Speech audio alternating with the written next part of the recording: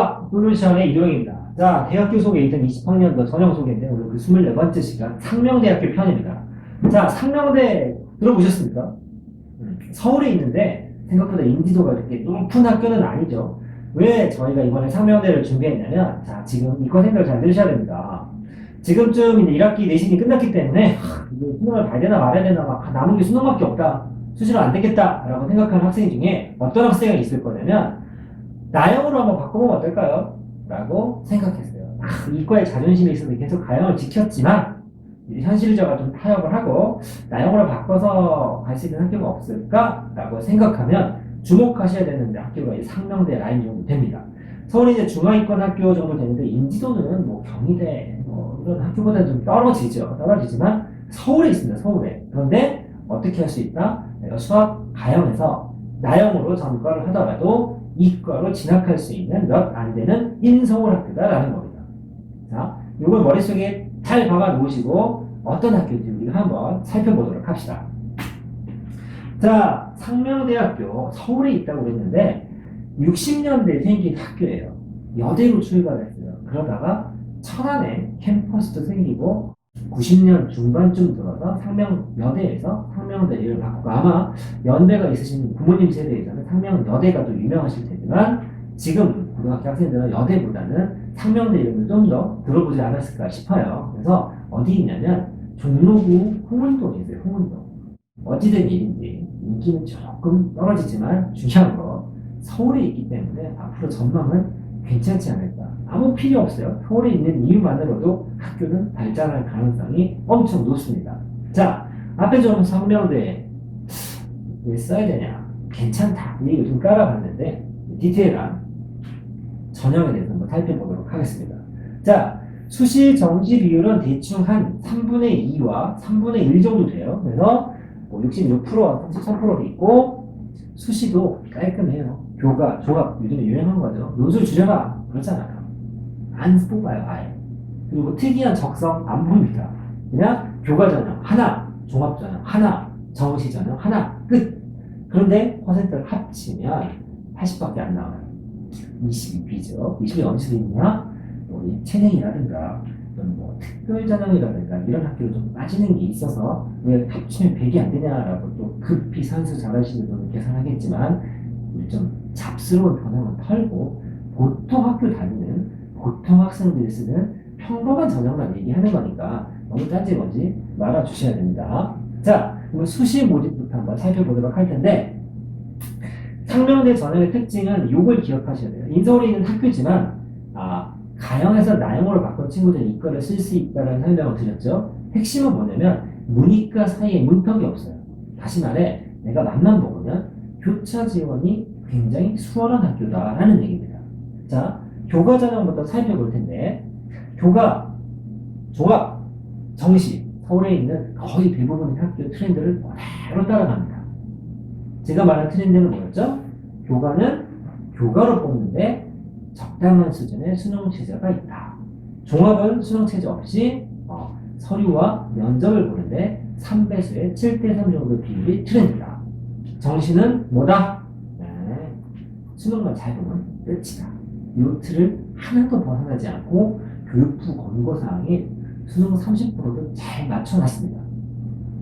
그러네? 라고 하겠지만 단일 전형으로는 정시가 압도적으로 높죠? 보이시죠? 무슨 얘기예요? 정시로 오는 친구들을 조금 모셔보겠다 이 얘기입니다. 자, 들어가 보겠습니다. 교과전형입니다. 총 270명을 뽑고요. 교과 100%를 뽑아요. 일괄 선발하면 다 필요 없어요. 뭐 가중치가 어떻고 뭐 학년별 가중치도 없어요.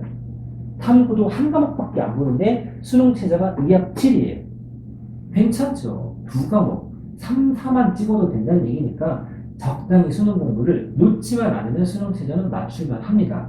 여기 보면 교과 환산표도 있지만 의미 없다고 그랬죠? 왜? 면접도 안 보고 수능도 점수 환산이 안 되기 때문에 아무리 급가 차이가 적다고 하더라도 줄 세우는 데는 아무런 영향력이 없어요. 그래서 내가 내신 어느 정도 되면 붙겠다라고 하는데, 상명대 홈페이지에 들어가면 자료를 제가 평균을 좀 내봤더니 교과 전형 같은 경우는 2점 중반 정도에서 합격선이 결정이 됩니다. 즉, 문 열고 들어간 친구는 2점 초 정도 맞겠죠? 커트라인이라고 해서 문 닫고 들어간 추합까지 합치면 아마 3.0 근처까지 내려가지 않을까 싶지만 발표는 하지 않았어요. 그래서 대강 그 정도 선에서 눈치 작전도 가능하겠다라는 정도입니다. 자, 수능 최저는 문이과를 맞춰놨는데 작년에는 문과는 2합 7이 6이었고 이과는 2합 7이었어요. 문이과를 맞춰놨죠. 그러니까 뭐가 유리하고 뭐가 불리하다라고 따지시기보다는 뭐냐, 문과든 이과든 최저가 똑같다 이거죠. 그럼 굳이 뭐다? 어려운 가형을 보는 것보다 나형을 보는 게 여기서조차도 유리할 수 있다라는 거예요. 이과생들 주목하셔야 됩니다. 그래서 학생부 교과는 교과 100%, 수능 최저 있고 탐구 한 번에 약 2점 중반대니까 평균 3 정도 깔면 합격 가능성이 있다, 그 정도로 정리하겠습니다. 두 번째, 종합전형이요. 요즘에 수시에서 가장 핫한 전형 가보겠습니다. 이름은 뭐냐? 상명 인재전형. 무슨 인재전형이 겁나 많아요. 무슨 전국에 있는 절반이 인재 같은데 392명 뽑습니다. 특별한 거 없고요. 1차로 서류 100% 탄배수 학생부 자기소개서 봅니다. 일반적인 종합전형, 특이하게 고대 같은 학교 아니면 대부분 수능 최저 없기 때문에 선호하죠. 1단계 성적 70%, 면접 30% 봅니다. 작년이 6대 4였는데 올해 7대 3으로 바뀌어서 그만큼 학생부 영향력이 작년보다는 좀 커지지 않았나. 당연히 학생부에 내신이 들어가니까 면접도 준비하셔야겠지만 학생부 성적이 조금 더 들어갔다, 이렇게 보시면 됩니다. 면접은 인성, 전공, 발전 가능성이고 10분 내에 진행한다고 그랬고 평균 3점 중반대 정도에서 합격자 평균이 결정이 됩니다. 무슨 얘기냐? 3점 중반대 합격자 평균이기 때문에 2점대가 되면 교과가 조금 더 나을 수 있죠. 근데 내가 스펙이 괜찮고 학교생활 열심히 했어. 학생부가 괜찮아. 자기소개도 좀 신경 써서 썼어. 그러면 종합을 쓸 것이고 3점 중반대니까 3점 후반대. 내가 2, 3학년 들어서 조금 내신 좀 딸렸거나 1학년 때 놀았거나 해서 내신 회복이 안 되는 친구들이 쓸 수 있겠죠. 여기서 전공 적합성과 발전 가능성에 대해서 조금 보충 설명을 드리도록 하겠는데, 전공 적합성이라는 얘기는 뭐냐면 내가 지원하는 학과에 내가 최적화되어 있는 이겁니다. 그러니까 예를 들어 저 수학교육과를 가고 싶어요. 그럼 뭘 잘해야 돼요? 국어, 영어, 수학을 다 잘하면 좋지만 그 중에 영어나 국어를 좀 못하더라도 수학 성적이 월등히 좋아. 쳐주겠다 이겁니다. 내가 영문과를 쓰고 싶어. 그러면 수학은 좀 못해도 영어가 올 1등급이야. 그러면 충분히 합격 가능성이 높아진다는 얘기입니다. 이게 전공 적합성입니다.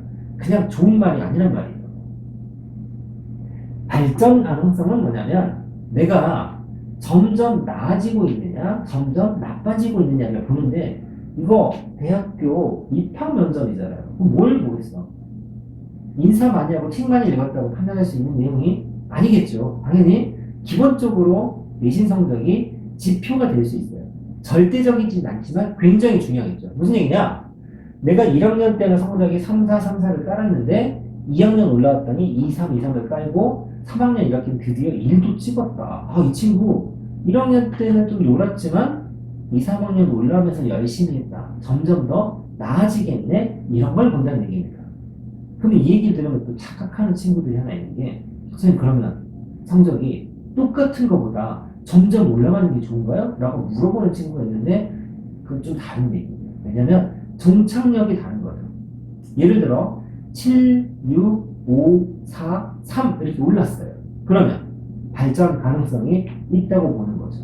그런데 9, 8, 7, 6, 5 최종이 5로 올랐어. 분명히 상승 곡선이죠. 근데 이케 5등급을 맞았어. 이거는 발전 가능성이 없는 건 아니지만 큰 점수를 받기는 어려운 패턴이라고 볼 수 있습니다. 그래서 점점 올라가는 상승 곡선도 중요하지만 이 끝마무리가 파이널이 어디까지 올라왔느냐, 이것도 발전 가능성을 볼 때 중요한 포인트가 아닐까 싶어요. 자, 다시 돌아와서 종합전형 정리하면 어떻다? 서류와 면접을 뽑는다. 수능 보지 않고 학생부랑 자기소개서를 준비하면 되겠다. 내신은 3점 중반대 정도 선에서 합격선이 결정이니까 보통 3점대 학생들이 주로 지원한다 입니다. 자, 세 번째, 정시입니다. 나덕은 합쳐져 있는 거고요. 정원에 포함된 인원이긴 하지만 490명 남짓을 뽑습니다. 상명대 아까 위에서 보셨겠지만 다른 학교에 비해서 서울에 있는 다른 학교에 비해서 정시 비율이 단일 전형으로 높아요. 상위권 학교에서는 얘가 더 많이 뽑고 상대적으로 더한 학교도 꽤 있었지만 상명대는 교과에 거의 2배 가까이 되는 인원을 뽑죠. 무슨 얘기냐면 정시 전형이 굉장히 비중을 좀 두는 학교이다라고 할 수 있다는 얘기입니다. 수능 100% 뽑아요. 과탐도 탐구, 사탐도 부담될까봐 두 과목 응시하는데 한 과목밖에 안 봐요.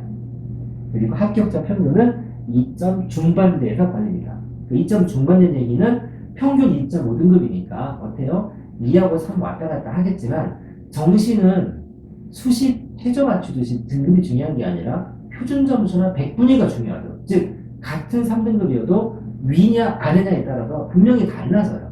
그러면 이건 어떻게 해석하시면 되냐면 평균적으로 3333을 찍어도 2점 중반 정도는 나온다는 얘기입니다. 왜?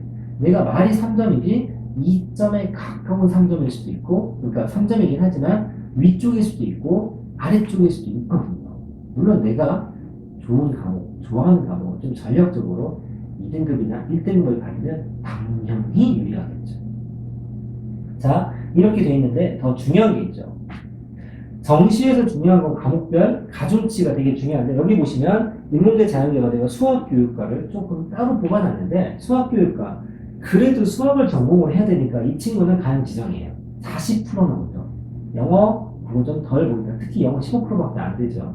여기서 이 가중치까지 때리면 더 작아져요. 그런데 인문이나 자연계를 한번 보셔야 됩니다. 무슨 얘기냐면 인문은 당연히 수학을 나형을 보겠죠. 나형 지정은 없어요. 나형 지정은 없고 가나형 선택인데 미쳤다고 가형을 보겠습니까? 문과에서. 그래서 가나 중에 하나를 고르는데 탐구도 지정이 없어요. 아무거나 봐도 된다는 얘기입니다.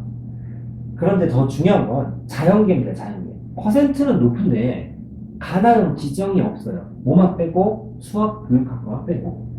그리고 과탐도 탐구도 과 25라고 제가 적어놨지만 이것도 사탐을 선택해도 되는 학과가 있어요. 근데 과탐 지정학과들이 좀 있기 때문에 학과별로 제가 과라고 적어놨지만 기본적으로 제가 처음에 말씀드렸던 것처럼 상명대는요 가장 문과 학생들이나 이과 학생들에 대해서 부담이 돼요. 특히 이과의 가형 정시는요 굉장히 빡세죠. 1등급 거의 정해졌잖아요. 92, 88, 80 가형 3등급 맞는 아이들 공부 굉장히 열심히 하는 친구들이에요. 그런데도 불구하고 내가 어쩌다 보니 1학년 때 좀 놀았다거나 내신 관리가 조금 운때가 안 맞았을 수도 있죠. 정말 아팠을 수도 있잖아요.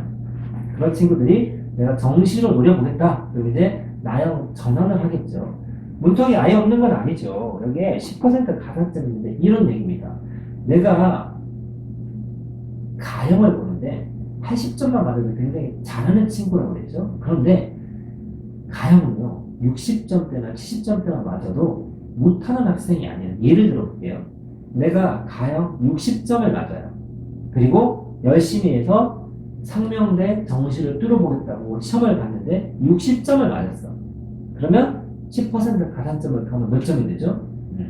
네, 66점이 되죠. 근데 가형 60점 맞는 애가 나형으로 전환해서 그거에 비슷한 부분에 비슷한 정도의 노력만 투자해도요 75점, 80점 가는 건 금방이거든요. 무슨 얘기냐? 내가 60점 정도 예를 들어서 나형으로 바꿔서 10점 이상만 올릴 수 있으면 가산점을 받는 것보다 압도적으로 유리하다는 뜻이에요. 그리고 그 시간을 어떻게 돌릴 수 있다? 다른 과목 공부에 돌릴 수 있는 거죠. 그래서 굳이 평면대를 내가 쓰겠다. 이과다. 그러면 나형 전환 그리고 전략적으로 탐구 중에 물화지생 다 잘하기 힘들어도 그 중에 하나는 전략 방법이 있겠죠.